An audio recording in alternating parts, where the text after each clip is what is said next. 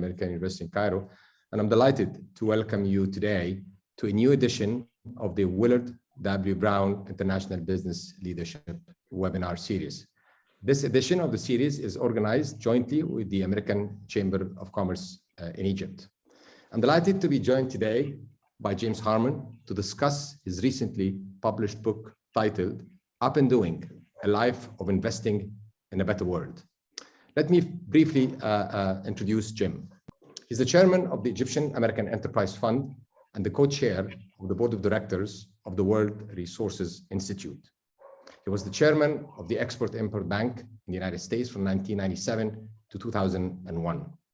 Prior to that, he was the chairman and CEO of the investment bank Schroeder Wertheim from 1986 to 1996.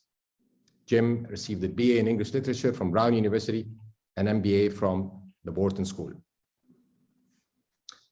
Well, I've known Jim since 2012, and it is a real pleasure to have the opportunity today to chat about not just his book, but also investment opportunities, emerging markets, the role of the private sector in Egypt, and of course, the Egyptian American Enterprise Fund. Over the past few weeks, I had the pleasure to read Jim's book.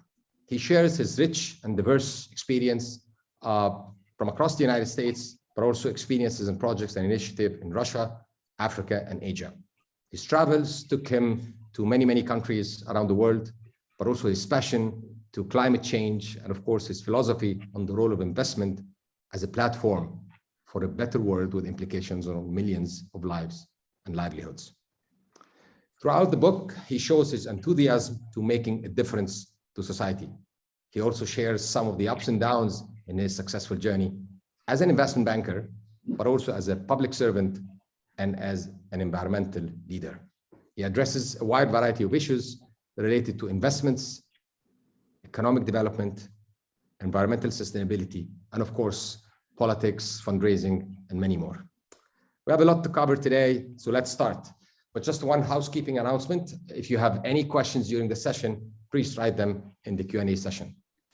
Jim, welcome and congratulations on your new book. Thank you, Sherif. I'm delighted to join you this morning. Let me, I thought of our discussion. First of all, I wanted to be informal, more of a storytelling, and I divided it into four different sections. The first, Up and Doing, Life of Investing for a Better World. So the book was just launched on November 9th, published by Disruption Books. By the way, it's a 316 pages and reflects also your memoirs, your journey as an investment banker. What made you think of the book and how it all started?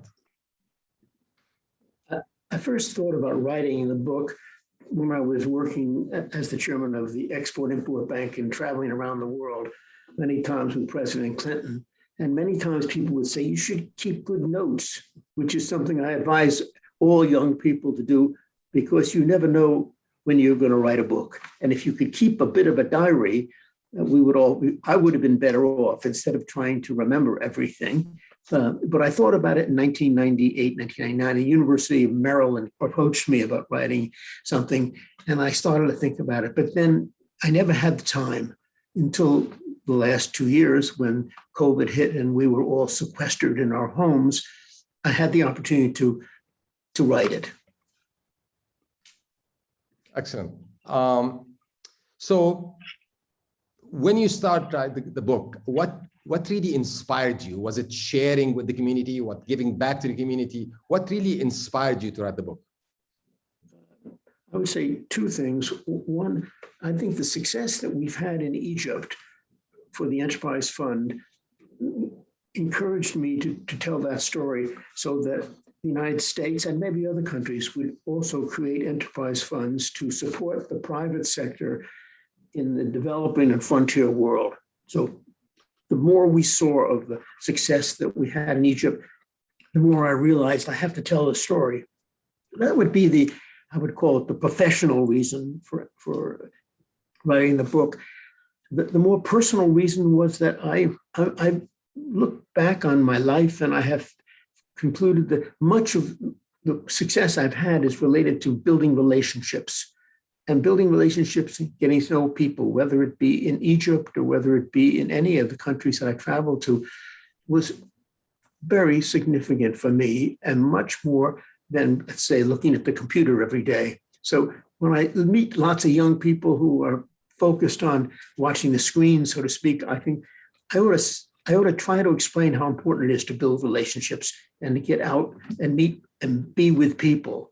That was sort of the personal reason for writing the book. And the professional was much more to explain to the US and to other countries the opportunities for us to use enterprise funds as a way to develop the private sector in other countries.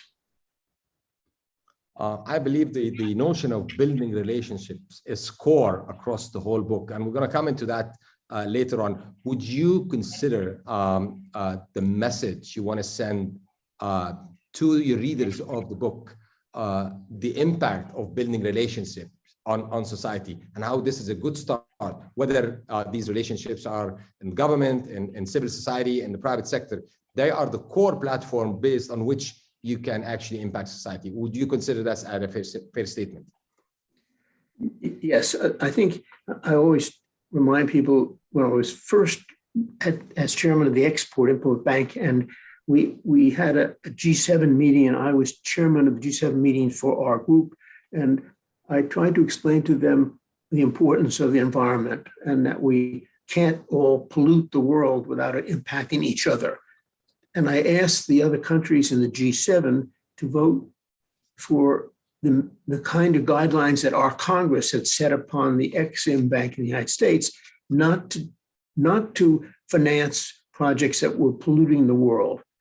And it was happened to be held in my office in Washington, and we took a vote several times during the 3 to 4 day period, and I lost every vote 6-1. And I remember thinking, wow, this is a lot different than my investment banking days. How can I have such a defeat? I couldn't convince the French or the British. And in fact, listeners may be surprised to know that sometimes governments intercept calls and they listen to conversations. And so I got a message that, did I want to listen to the French representative report to his government on the meeting he had with me in Washington? And I said, of course, I'd be very interested. Of course, he describes me as a bit of a nut on environmental issues, a bit wild, and insisting that everybody adopt US standards and so forth. So when I thought back on it, I started to go back to my roots, so to speak, and I decided to visit each of the chairs of the export-import banks of the other countries equivalent. And that's where I realized that relationships, as I met in the UK, in France, in Germany, in Japan, I was able to persuade them on what I was trying to do in the first meeting. But it took the personal relationship for me to get to that point. It took a year or two before they all did agree to the same environmental standards that we had in the United States. So I attribute that purely to building relationships. I was not able to persuade them in one meeting that what I was saying was the right thing to do. So the same way that I built relationships as an investment banker, and of course, investment bankers are trained to try to persuade and to help their clients to do the right thing. The same thing existed in the public sector. Relationships were critical. I think relationship always counts, and they make all the difference. On that note, and before we move to the next section, from 1997 to 2001, you were the chairman of the Exim Bank. What would be the one thing that stands out during your tenure as chairman? The accomplishment that you think stands out? There were numbers of things, but certainly the frontier world, which I call Sub-Saharan Africa and Central America, and the countries which have not yet reached the advanced emerging markets or the development countries, they didn't know much about what we were doing in the United States. And it was an enormous market, and it would grow to be a very big size. So it was important for us to explain to Sub-Saharan Africa, Central America, certain parts of Eastern Europe, what the United States was doing and how we could provide them with goods and services that they need financed by the United States government. So it had no chairman of the Exim Bank had ever visited Southern Africa. That shocked me. And that's why we did so little trade with them. So I guess the first thing would be we had to market what we did in the United States to the developing world. And we had to explain to them that they could get financing from us for anything they wanted to buy in the United States. And so that was sort of a surprise. And I went about trying to build that. And we were able to increase trade between Africa and the United States. Most people in the United States have no idea that 1 in 5 people in the world live in the continent of Africa. This is a very large continent. And frankly, most people in the United States don't necessarily know the difference between all the different countries. They think of Africa as one entity. So it was, for me, even with all the travel I had done between London and Tokyo and Paris and New York as an investment banker, I didn't know very much about Africa myself. So that was a shock. That was a real eye-opener, how much more we should do with Africa and for Africa. That would be the most, or a lot of other things I learned about how difficult it is sometimes to work in Washington. The political scene is extremely confrontational. I had not seen anything like that in the private sector. Even in hostile battles, people don't get quite as excited or angry as they do in Washington. That was the second big surprise. Well, that's astonishing. And since you mentioned Africa, being Egyptian, being African for that matter, one of the 54 countries in Africa, I could not agree more with you. I always call it the continent of the 21st century. And I truly believe before the end of this century, the continent is going to be transformed. 54 countries, endless resources, potential is huge, even in tech. And we've seen what happened, for example, with M-Pesa in Kenya and the Fintech platforms. What's missing? What's missing for Africa to go to the next stage, especially that the vast majority of the population is actually very young? I think I look upon it as an enormous opportunity for Egypt. Egypt's in a special position. This is a very big market. And in time, Egypt will take full advantage of this substantial market, both to sell products and services. Egypt's more sophisticated, more experienced in many respects in the business community than most of the sub-Saharan African countries. So Egypt could play a critical role in terms of helping to build Africa, but actually will be very good for the income of Egyptians, in my judgment. This is quite an opportunity for Egypt. Opportunity also for the United States, but we have more difficulty doing it. But the geography of Egypt is a very big plus for Egypt going forward. And it's not just in the Middle East, which is attractive enough. It goes way beyond that into sub-Saharan Africa. That's the big market that I see for the next decade ahead. Absolutely. Let's move on to the next section, the global economy, disruption, investment opportunities, and with a lens on emerging markets. Of course, even before COVID hit, the global challenges were right, left, and center.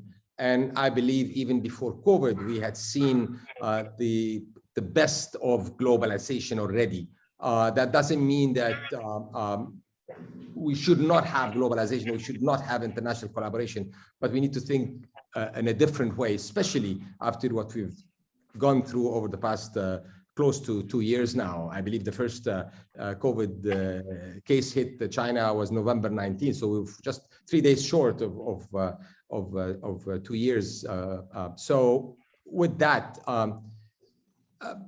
where do you see the world going? Of course, there is no one size fit all, and the disruption that was caused. I'd like to focus more on the glass half full, because disruption and crises also opens up opportunities, but it's not the same. Developed world, developing countries, of course, the hit and the pandemic hit everybody around the world, but then the recovery process is different. Where do you see this going? I think COVID has been a short-term setback for globalization. That's clear and quite understandable. But I think we see in the United States, as we were hit early on, we see we've come quite a ways now because of the vaccine. I'm quite confident that we will come through COVID with the same determination to build relationships that I start with between countries and the United States. And I see us going back to the same energy towards international relationships and globalization. We can't survive by ourselves, no matter who you are. We need each other, whether it's on the climate issues, which is very clear from an environmental point of view, or whether it's on trade finance, or whether it's in technology. I think that my experience working in Egypt just in the last 9 years just reminded me very clearly of the experiences that I had when I was traveling around the world for Exim Bank, that the relationships within the countries are such that we will do a lot more, both in terms of trade and investment between countries. So I'm an optimist. I think that COVID was a setback, is still a setback, but we're coming out of it. And when we come out of it, there'll be that much more push for the relationships that we all have around the world. International relationships are critical. And the big difference from now, let's say, and 25 years ago, is that we have a lot of human talent now in many of the developing countries. Egypt, of course, is the best illustration. So human talent is extraordinary throughout the developing world. Americans used to think 30, 40 years ago that we had such a big lead on everybody. That's no longer true. The talent is spread around the world. When you add to that capital flows, so capital flows much easier now around the world, and then you add technology, the same advances we're making in technologies in the Western world are now picked up very quickly or developed in what I call the frontier, but the emerging markets. So technology, human capital, and the experience that we've had is going to lead to, I think, much greater push towards international relationships and much more trade and much more cross-border investment, which will help the whole world. I want to remind our participants today, if you have any questions or comments, please send them through the Q&A box. You mentioned human capital and technology sort of diffusion, proliferation across the world. And we've seen an acceleration in digitalization over the past almost two years. Obviously, again, there's no one size that fits all, but there is always a counter argument. Myself being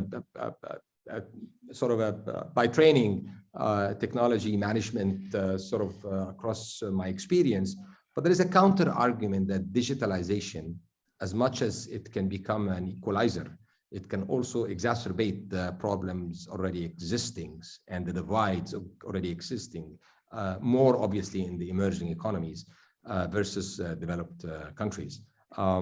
What's your thought on that? I'm excited by it. I see enormous opportunity. I think technology is making a sort of balancing out the world. We quickly learn what's being done in one country and another. If you take our own experience in investing in Fowry, which is a great success story for Egypt, someday the rest of the world will appreciate that. But its own success in terms of creating a digitalized payment service, other countries now in other parts of Africa are picking up on that. I'm excited by the technology that I see, and I'm excited by the fact that businesses can be developed here in Egypt that can expand significantly into Africa, which will in time be done. So all sorts of opportunities on the technology side in today's world that did not exist 25 years ago. big difference between enterprise funds today and 25 years ago when we started them is the human capital that's now available. I often tell people here in the States that the investment managers, portfolio managers that I have met and had the privilege of working with in Cairo are every bit as good as anybody that I used to work with in the United States and in the UK.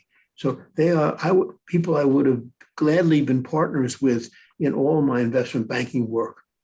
That is a bit of a surprise. I didn't expect that in 2009 when I first arrived in Cairo during 2011 and 2012.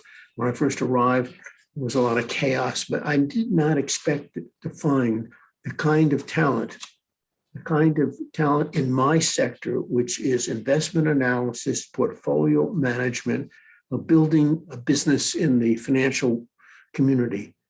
But they were every bit as good, if not better, than most of the people I'd worked with, both in London as well as in New York. You touch upon a number of interesting issues. We're going to come into the talent and we're going to come into Fowry in a minute, but let me take the conversation in a different angle before we zoom in again into Egypt. And speaking of Egypt, you as the co-chair of the World Resource Institute, and just this past week, the COP26 was concluded in Glasgow, and Egypt was voted to host COP27 in November 2022 in Sharm el-Sheikh. How do you see this? What opportunity is it for Egypt specifically and for actually the developing world? So this is probably the greatest short-term bit of news, positive for Egypt. I see hosting this conference to be enormously significant. 200 countries were represented in Scotland, and it was enormous media attention. It was the most important. For those who don't know, this is a UN-sponsored conference of the parties, as they said. And we had a number of them over the years, but this year was probably by far the best attended and by far the most significant. But next year in Egypt, it will be even greater. It will be a huge opportunity to showcase Egypt. What has Egypt accomplished in the private sector? What has Egypt accomplished in its own renewable energy work? So a huge gift that I didn't see years ago that's been given to Egypt now, and to market itself in a way that they haven't had a chance to do that before. And we don't read much about it yet, but I am sure that the New York and London papers will start to write about it. This is a huge benefit to Egypt. The world will focus. I completely agree. It's an opportune moment, especially with the government in Egypt focusing more into moving into more green economy, and that will bode well with the plans of the government. Before moving to the third section, I would like to just take one or two questions from our participants today, and I believe that question is actually related to you, Jim, and your journey as an investment banker. And Mohammed is asking, what's your thoughts and tips for someone who's still in his early career as an investment banker? What would be the 2-3 tips that you give to him? Well, first, I think that because of the massive shift now towards renewable energy and away from fossil fuels and away from historic energy sources, you will see some very significant events, and investment bankers, both brokers and investors, will have an opportunity around the world. They're beneficiaries. Like everything else, whenever there's a shift of flow of funds into a new area or away from an area, beneficiaries are always my profession. Originally, the investment bankers did very well. So I see this as an opportunity for young people to think about. That would be one comment I have. And I think there are all sorts of opportunities right now. We ourselves are thinking about how to take advantage of that at the Enterprise Fund in Egypt. But everybody will be thinking about what does it mean and when it takes place, and how for the investment bankers, they're already building teams in every investment bank to follow what's taking place and where is it taking place, and how can they have available talent to cover that in the different developing countries. So unlike 30, 40 years ago, and by the way, I often used to tell people that I did a lot of work in Italy when I was an investment banker in the 1980s. My partners thought Italy was the developing world, and I was going there to the emerging markets. Today, I think Americans and British and Europeans have awakened to the importance of the developing world, and I think specifically to Egypt, and the opportunities that Egypt has will be very significant for that reason. But it will affect the financial investment banker and the investor in a significant way. So new opportunities to invest and to divest of other positions. Already, major corporations in the United States and the United Kingdom are divesting itself in an increasing fashion because of the conference, because of the momentum that's been created by the conference and the realization that we will make some significant changes in the next 6 years, 7 years. Now, everybody is predicted by 2030 that they will have cut emissions by as much as 50%. To do that means divesting certain positions and investing in other areas. So big time investment coming. That means big time fees that, frankly, investment bankers will enjoy and brokers will enjoy. And for the investor, all sorts of opportunities. So finance will be a beneficiary of this significant change in the world that we see, not only in the rich countries, but much more actually in the emerging countries.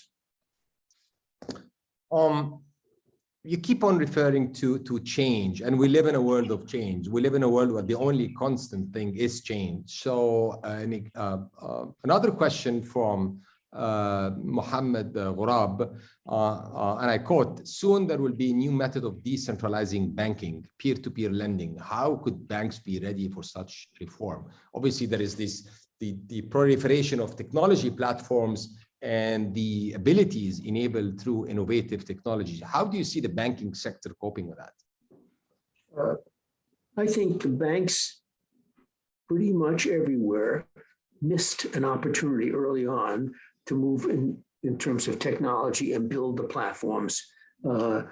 Fortunate for some, as we mentioned, like Fowry, but frankly, if the banks had made an earlier on moves, the banks would tend to be in a stronger position relative to the technology changes. And so these platforms, digitalized platforms, are very significant.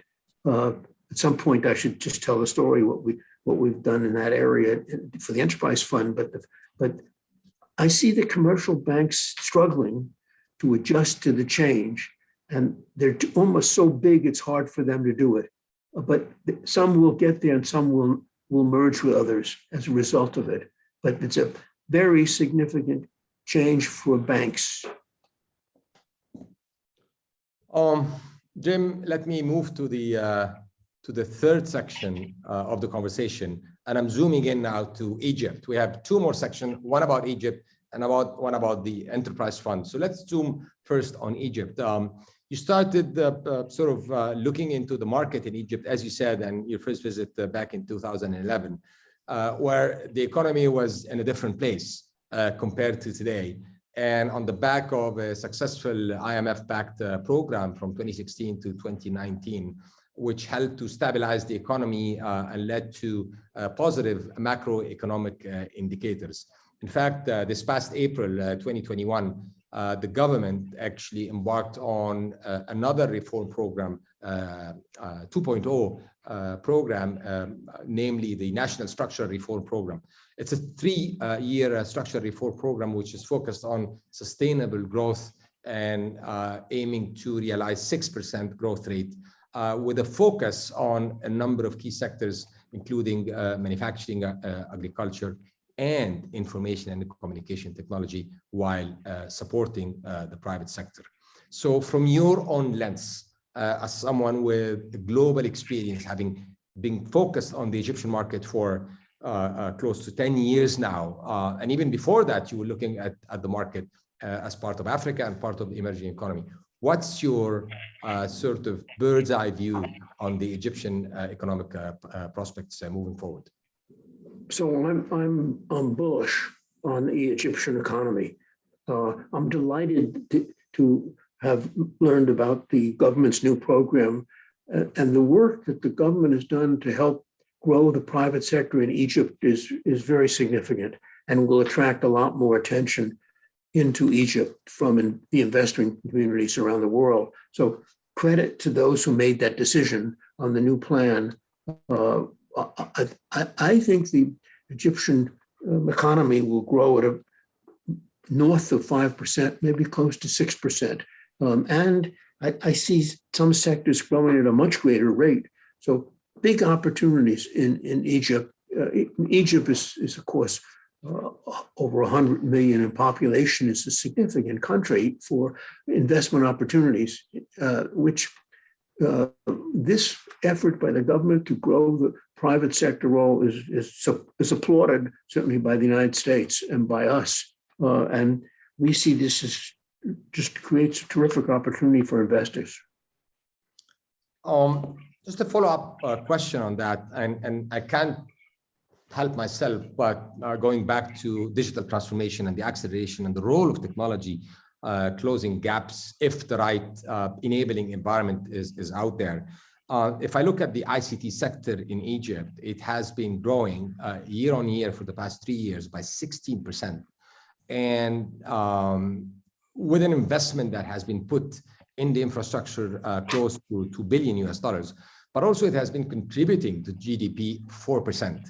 And in the next few years, the target is going up to 5, maybe 6%.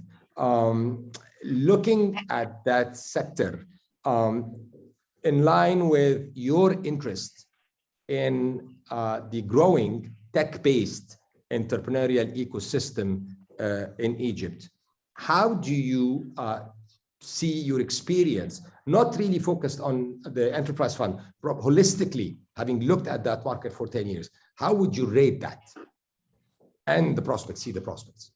I think it's another great asset that Egypt has. Egypt has funded close to 500 of the startups that we've been following.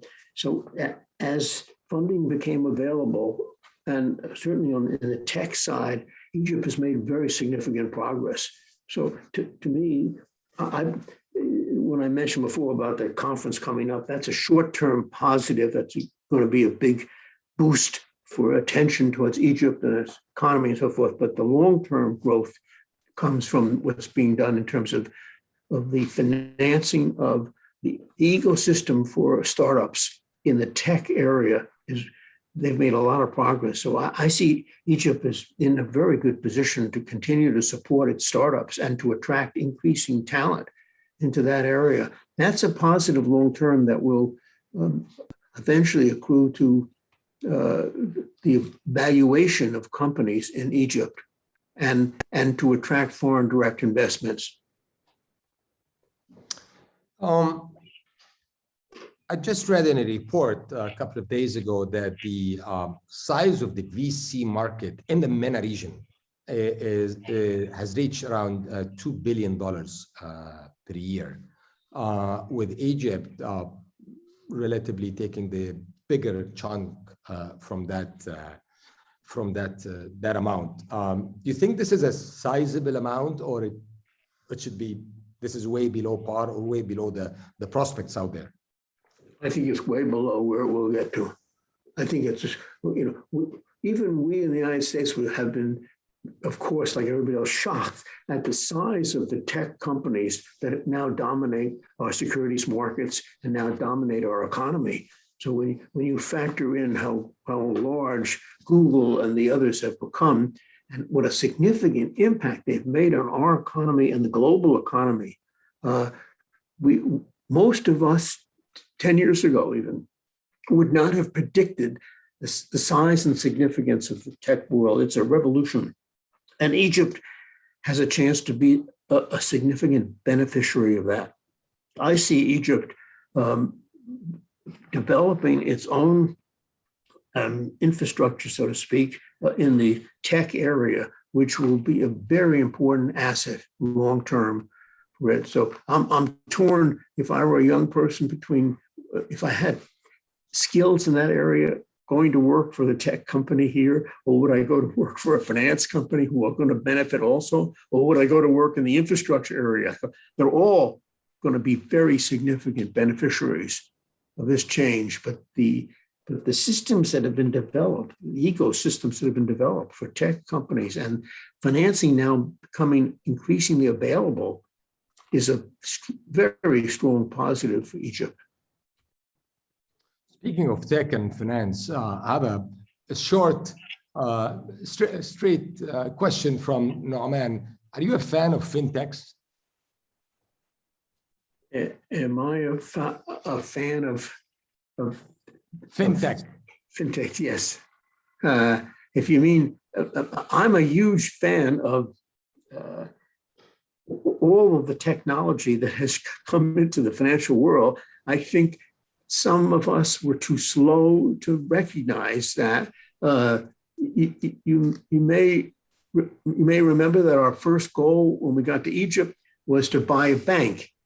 And I had envisioned, and we found a terrific opportunity, and we were going to expand lending directly to SMEs.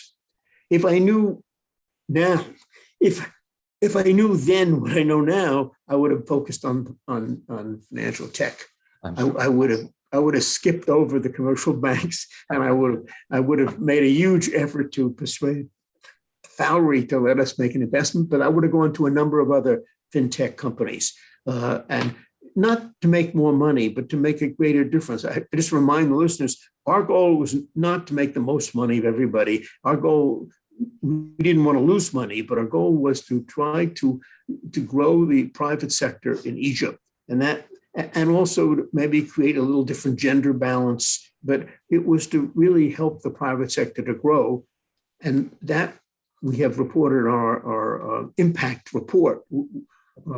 So if I knew then what I know now, I would not have gone after the commercial bank. Now, I was terribly disappointed when we were rejected. We couldn't close, and we shifted around and we made an investment in Sarwell, which has done extremely well. So we didn't lose too much, but I would have focused on the tech side more. That's where I probably made a mistake. Yeah.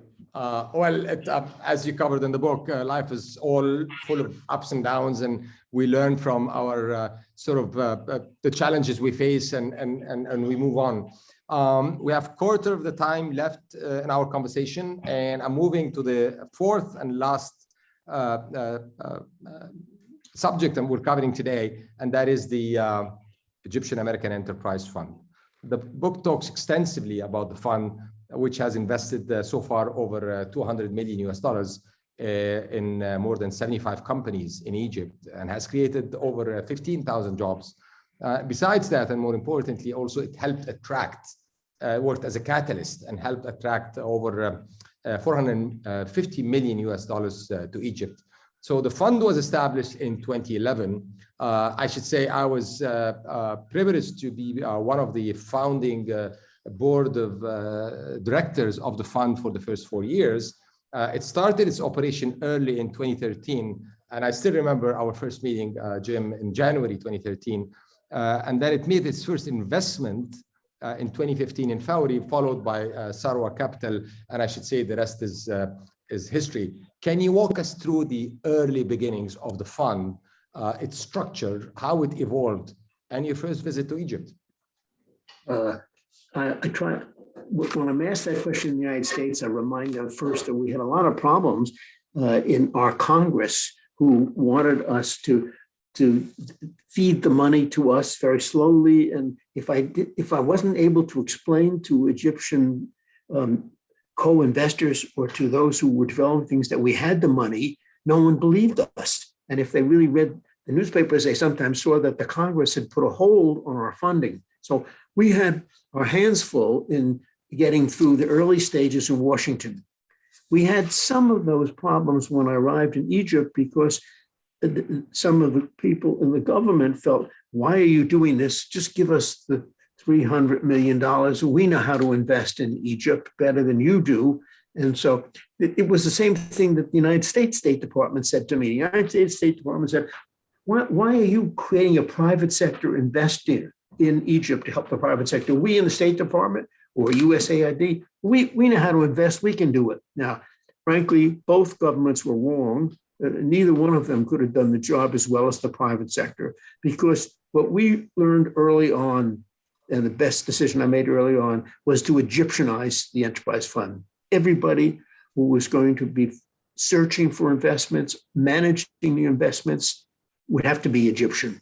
And even on the US side, where the Congress said we had to have 6 US citizens and 3 Egyptian citizens, the best thing I did, frankly, that I remember was to find Egyptian Americans who lived in the United States to be on our board. So in the end, 8 of the 9 directors speak Arabic. I'm the only one, maybe there's one other. 2 of the 9 don't speak Arabic. 7 of the 9 do. But we had to Egyptianize it, because when you go into another country, whether it's Egypt or anywhere in Africa or in Asia, the people who have been doing business in those countries, they know how to do it. So for Americans to show up and think they can make investments, that's foolish. For the State Department to say they think they could do it, or frankly, for the Egyptian government to say they'll make the investments, frankly, the private sector in Egypt was the best qualified. So we caught on quickly, and we found the right people to help us at the beginning. But there was a bit more of a struggle in doing it. And to people who will run future enterprise funds in other countries, I want to give them a lecture on why the people who are in local are the best qualified to manage it. You have to, in our case, Egyptianized it, and then you have to start spending a lot of time understanding what the opportunities are there. Let me go back to the questions, and I'll take just quick few questions that are focused on the enterprise fund. Does the enterprise fund invest in early stage startups? Yes. We at the beginning, we were sufficiently concerned about what was taking place at the time. 2013, 2015 were a very disruptive period of time. So we focused where they needed money in growing companies where we could make a greater difference much quicker. So companies all needed funding. There was no funding coming into Egypt after the revolution. So when we stepped in, frankly, for those who say, wow, you did some smart things, it wasn't that difficult. We had to commit the funds. There was an opportunity. There were very few other people investing. So we went to larger companies. When we have seen the success we've had in our earlier investments, we shifted ground. And so in the last 3 years, we started to focus on what could make a difference from a development point of view. That would be certain sectors: healthcare, agriculture, education. So we moved in those areas, even if we thought we couldn't make as much money, but we thought we wouldn't lose money, but we could make a difference for the country in the private sector. Then we made a shift, and only now are thinking of how best to do it, to support even more early stage businesses. Of course, we went into Flat Six Labs and others like that to support them, and they're doing very good work. And of course, we went into other funds that were already doing that, but I think we can do more now in the early stage businesses. Well, questions are pouring in, and I'm trying to look at if there are questions that are repeated in the interest of time, so to be able to cover as much as possible. Question from Akram. With COVID is proving to be an opportunity in the digital transformation, and we've covered that. E-commerce, content streaming, among others. with the low proliferation in MENA and Africa, how is US VCs and PE funds like the Enterprise Fund are looking at the region? First of all, we look upon it as an opportunity. Whether it was the crisis in 2013 or 2014 or 2012, or whether it's COVID, investment slowed up. Foreign direct investment would naturally slow up all over the world, not just in Egypt. People were nervous about the drop in the economy, and that went for the United States as well.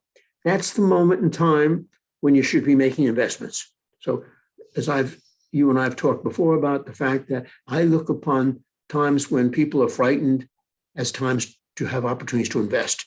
And it's not only invest to show good returns, which you do, but invest to help the country. So we stepped up our efforts when COVID came about. Probably one of the things which I'm most proud that we did, which is, and we learned from it significantly, is when I had been at Exim Bank, we didn't know how to invest to help small businesses, SMEs, or help micro businesses. The governments don't know how to do that. And nor does the World Bank or the IFC or the others, frankly. We found out that the digital platforms that a Foundry had more relationships, had a better, quicker way to reach micro and small businesses than anybody in the developed world or than anybody in the institutional world. And so we made a loan to Foundry of $10 million to on-loan it to small and micro businesses. And we agreed to take the first loss up to a certain point. That was a major decision that we made to help the private sector at a critical time, but we learned something significant that I've been telling Washington about now everywhere. Banks do not know how to lend to small and micro businesses. They have no idea how to do it. They don't have the relationships. They don't have the history. So if you talk to a bank and say, oh, next year we're going to make 10 loans or 25 loans to small businesses, this is peanuts. In the sense of what we saw with Foundry, you could reach 150,000, 200,000 micro and small businesses in one day because of technology. That is a major bit of knowledge for the world, not just in Egypt, it's for the world generally. And they will do that in Bangladesh. They will do that in many other countries now. But the technology has changed lending. It's a subject that hasn't been written about even. Most people look upon a success of a Foundry or others at their growth of their company and so forth. What they haven't realized yet is the impact that these digital platforms have in reaching micro businesses. And by the way, micro businesses, the vendors on the street are very good credit-worthy borrowers. So you can do this on a credit-worthy basis and get funds into the private sector at the lowest level very quickly, making an enormous impact on the economy at a difficult time. That was probably the single most interesting and important lesson that I learned in Egypt. That, together with realizing the talent that existed in Egypt and the talent that we now have in much of the frontier and developing world. But I'd say the learning experience of how to reach the micro and small businesses is very significant and will change around how people lend in the future. It won't be the commercial banks because they don't have the technology to do it. Oh, absolutely. I mean, again, you touch upon an extremely important point. The micro businesses, millions of them in Egypt, mostly are in the part of the informal sector. So actually technology as a platform could actually bring them on into the system. And that could be a game changer for the economy at large. Here's a question from a good friend, a good friend of mine, and someone you've seen repeatedly, I believe, in Egypt and in DC, Hisham Fahmy, CEO AmCham Egypt Inc. And he asked a bit of a question that relates to technology as well, but maybe a parallel question. What about cryptocurrency and all the talk about it? Is it the future? Would you maybe personally be as knowledgeable in that space in general? Would you be someone who would be interested in investing in it, cryptocurrency? That's a difficult question, but I appreciate you raising it. I wish I could say to you that I was highly knowledgeable on it. I read about it, I study it. I'm no longer taking the position that some leading investors are, that this is a fraud, this is phony, this isn't going to last. I think cryptocurrency is a factor we're going to have to live with.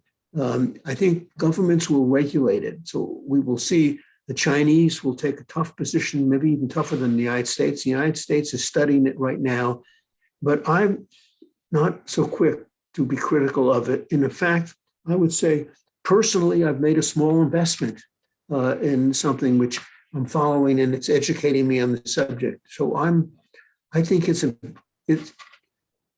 very interesting moment for all investors to think about it.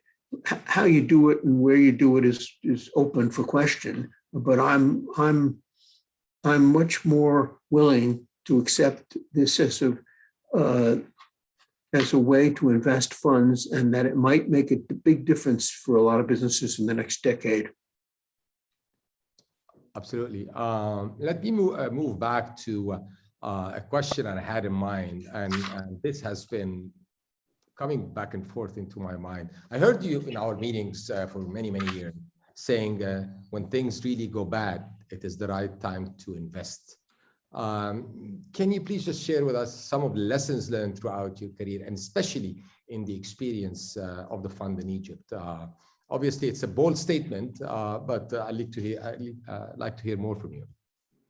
So I fall into my experience in panics or in depression periods of time it's an enormous opportunity to invest. Most of us are so frightened that we don't want to invest when things are really looking bad, or we don't understand what's going on, or we don't have the resources to tolerate the risk. But I learned in the 1970s, during the difficult period of time in the United States, that had I had much more resources, I would have invested much more. But I could see it coming, and I knew it was we would recover, but I didn't do it. So by the time I got to the government in 1997, I knew very well that the Asian crisis was an opportunity, which is why we developed a program to support Korea, which was a no-brainer, more or less. Korea would survive, and Korea had a very successful story and a relationship with the United States, but no one was investing there. They had no resources to buy raw materials and spare parts, and so the economy was on a sharp dive. And we stepped in and we provided them with billions of dollars, the Exim Bank, and we never lost anything. It was another example. So by the time I got to Egypt, I knew that what was taking place, the revolution period, was an opportunity. Still, because I was using public funds, I was a little cautious. If I was using my own funds, I might have actually been more aggressive. But we jumped, as you know, to buy a bank because I thought the bank could be the platform for us to get to help the economy. When we got rejected on that, we went to Sarwa and we went to Fowey. I'm not sure how much faster we could have gone. It takes a little time to do each one of these, but it was clear to me that when people are frightened and fearful, that's the time to invest. It takes some courage and it takes some resources, but that over and over again, if I were passing on the one bit of advice to investors, because I was retiring completely, which I don't intend to do, I would be telling them, look for opportunities to invest. And when things are dark, that's the time to invest. Yep. We have a few minutes to go. So I'll take two more questions and maybe we'll wrap up. So from the start, the fund was never committed to any specific economic sector. Your strategic thinking was always focused on high impact development sector. So tell us more about that. And I'm going to add to that a question coming up from Sherif. He's asking, would logistics and supply chain be something you look at as investment opportunity by the fund, given what happened with COVID-19? Yes, on the last part. On the first part, first you have to do your due diligence and you have to understand what's happening in a country. You can't, even with all the experience I had traveled to 72 countries. during the period of time I was at Exim Bank. So lots of experience in the developing world. Still, when I arrived in Cairo, I had been in Egypt before, but not extensively. I had to understand who could do what. And when I tried to hire someone, they were less interested in working for the United States government than I expected. And therefore, I realized the only way we could get to move forward was a very important decision we made, was to say to that portfolio manager, okay, you create a company. It'll be Egyptian. You and your colleagues will build it, and we'll be your first customer. You'll manage our money, and we'll pay you a fee. That's the private equity model that's used around the world then. And he was not so excited about that, but he agreed to do that. And then that was critical. So we realized we would create platforms by creating more private equity businesses to make investments for us and then for others themselves. That was a very important decision that we would reach. And that has meant that there is private equity businesses that will survive way beyond the enterprise fund in Egypt. Brilliant. So it wasn't so much which sector, it was more to find the right people. Since I learned early on, you build businesses around people. If you get the right talent, and Egypt had a lot of talent and still has a great deal of talent, you build the business around them. Absolutely. It starts and it finishes with the talent, the people. They make all the difference all the time. So my last question would be, what are the future prospects? What's next for the fund in the next few years? So 2 areas. The most important area, I'm anxious to encourage U.S. institutional and families to invest in Egypt. So I would like to see Egypt attract more than the development agencies. Yes, it's important to keep a good relationship with EBRD. Yes, it's important to keep a good relationship with the other development agencies in the other countries. But they take a long time to make decisions, and they are acting like naturally governments would act. So we need to attract private investment into Egypt. Families and private funds, that can be done. It can easier to do that now than it was, of course, when we started, and easier than even doing it 5 years from now. So a major goal for me is to bring to Egypt significant private investor capital in the billions of dollars that will support all the other investors that are already there now. I think that can be done. That's a goal we have. We have attracted some 600 million, maybe 500 million of investment, but they've been larger institutions. Now we need to go to another step. That would be one. The second thing is to put our own money increasingly into areas where maybe it's a little greater risk, but where we are helping the private sector to grow. So we have to put that money to work.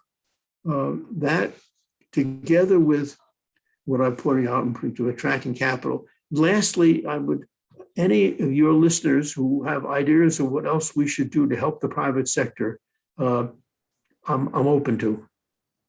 We're not the only ones to invent ideas. We'd love to listen to other ideas. Well, I think listening to understand and move forward is definitely the right advice. Jim, I couldn't agree more with your closing statement. Egypt is a big country with a huge potential and a growing country as well. So I could not agree more with you on the opportunities that can come our way. Well, I apologize for our participants. The questions were pouring in, but unfortunately, our time is up. Thank you so much, Jim. It has been a real pleasure to host you today. And it's always great to see you, this time virtually, but I look forward to seeing you in person, hopefully in DC or in Cairo soon. And to all our participants, thank you so much for tuning in today, and stay tuned for the next edition of the Willard W. Brown International Business Leadership webinar series. Until then, be well and stay safe. Thank you very much. Thank you, Sherif. It's been my pleasure. Thank you, Jim.